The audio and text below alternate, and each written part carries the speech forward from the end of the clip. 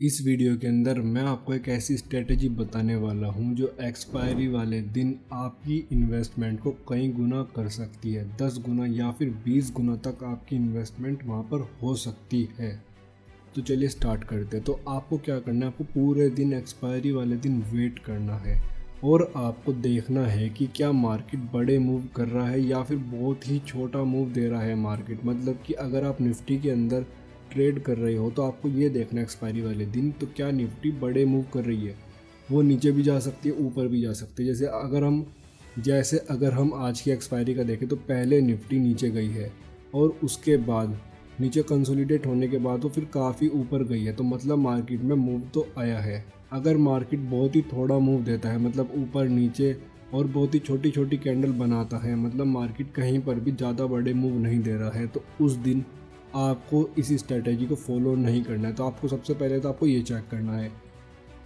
तो उसके बाद आपको क्या करना है, 3 बजे के तकरीबन आपको स्ट्राइक प्राइस की लेवल्स पर, जहाँ पर भी प्राइस चल रहा है उसके आसपास की जितनी भी स्ट्राइक प्राइस होती है वहाँ पर आपको लाइन खींच लेनी है।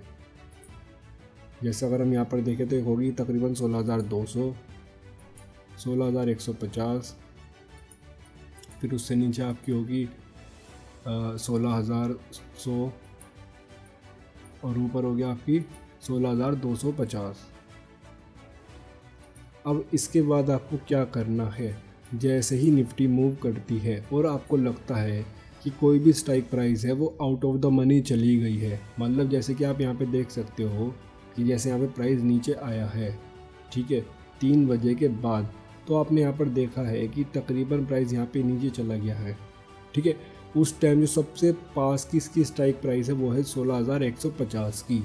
अगर आपको बिल्कुल ऐसा दिखता है कि यहाँ पर प्राइस इसको बिल्कुल मूव करके इसके ऊपर जाने वाला है, ठीक है, जैसे आप यहाँ पे देख सकते हो इस कैंडल में ये प्राइस इसको ब्रेक करके ऊपर नहीं गया है, तो आपको क्या करना है, आपको यहाँ पर उस टाइम की सी बाई कर लेनी है। तो अगर मैं उस टाइम देखूँ तो यहाँ पर टाइम है 3:09। तो आप यहाँ पर देख सकते हो कि अगर हम 3:09 पर देखें तो यहाँ पर इस चीज़ की जो प्राइस है वो है तकरीबन 3 रुपये 90 पैसे। तो मैंने जो बाई करी है वो 3 रुपये 90 पैसे पर बाई करी है, ठीक है। अगर उसके बाद प्राइस उस स्ट्राइक प्राइस के ऊपर चली जाती है और ऊपर ही मूव करती रहती है तो वहाँ पर आपको बड़ा अच्छा प्रॉफिट हो सकता है।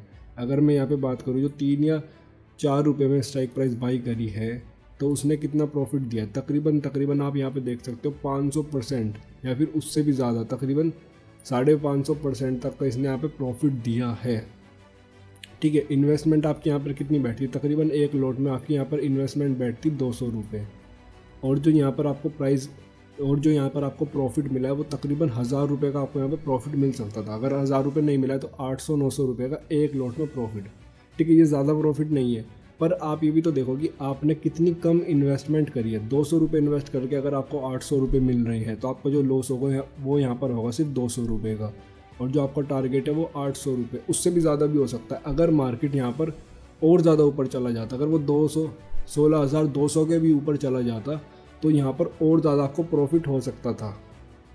और दूसरी चीज़ जिसका आपको ध्यान रखना है कि आपको यहाँ पर 1 मिनट की कैंडल का टाइम फ्रेम यूज़ करना है।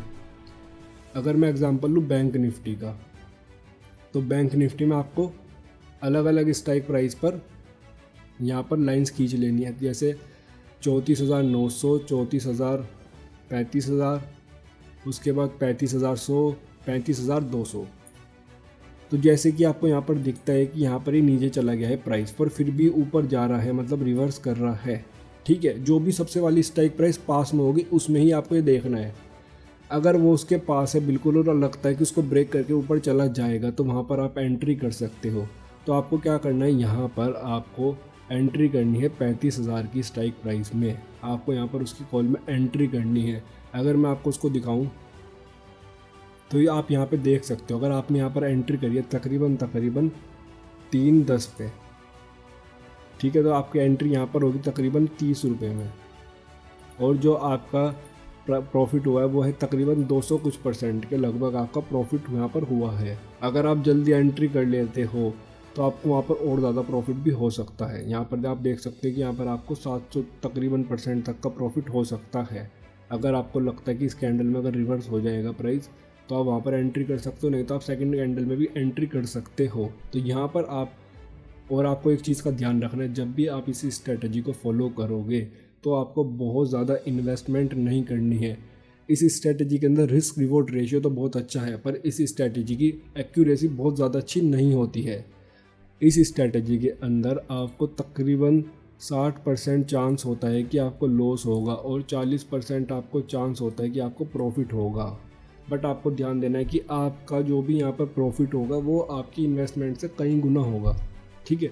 ऐसा भी हो सकता है कि प्राइस यहाँ पे थोड़ा बहुत और नीचे चला जाता, तो जो चीज़ हमने 3 या 4 रुपये में ख़रीदी है वो हमको 1 या 2 रुपये में मिल जाती, और उसके बाद अगर वो 20 रुपये जाते तो आप वहाँ पे देख सकते हो कि अगर आप बहुत ही छोटी इन्वेस्टमेंट करके बहुत ज़्यादा प्रॉफिट भी यहाँ पे कमा सकते हो।